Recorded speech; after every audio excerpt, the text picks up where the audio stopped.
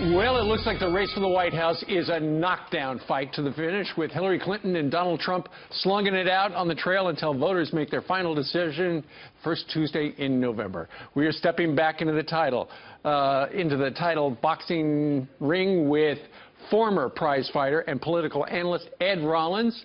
He's also the co-chair of Trump's super PAC. This week's bout, the 3 T's: temperament, trade, and terror. Good morning. And those historical archival images we were just looking at, you when? Did I win? No. When were those from? 50 years ago and 50 pounds lighter. But you had a pretty good record, right? I lost 2 fights out of 167. Unbelievable. Well, at least still a scrapper. All right, so let's go ahead and bring down the microphone. I remember the 2 fights. I don't remember the 167. The wins, though. It's like that. Round 1, Hillary versus Trump. Temperament.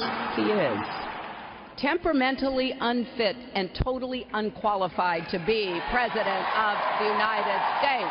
I see Hillary Clinton the other day. I don't like Donald Trump's temperament. We're watching crime after crime, problem after problem. I get along great. But you know what? It's time in our country that we had somebody with a strong temperament.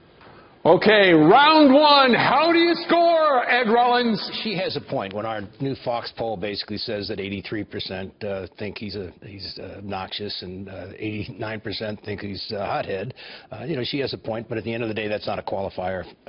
Be qualified for president, you have to be born in this country, you have to live here 14 years, you have to be 35 years old. He's qualified in all fronts. Maybe the country basically needs a strong leader. We've had a lot of wimps, we've had generals, we've had drunks, we've had crooks, we've had everything at this point in time. I think the counter is that he gets the edge. Okay, so round 1 you give to Donald Trump. He's qualified to be president. All right.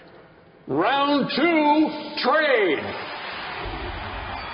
He rails against other countries, doesn't he?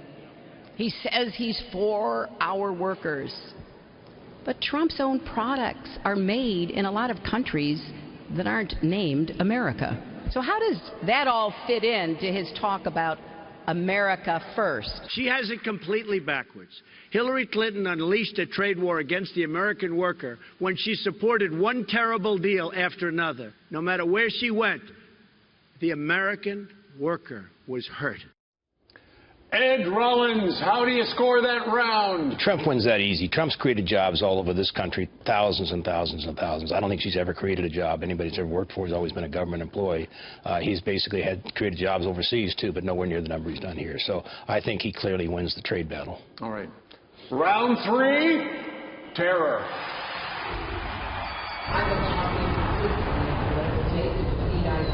It will require the cooperation of Muslim majority nations. So when Donald Trump insults people's religion, that makes building a coalition harder. We have to take care of the ISIS situation. The Americans don't do waterboarding, and yet we chop off heads.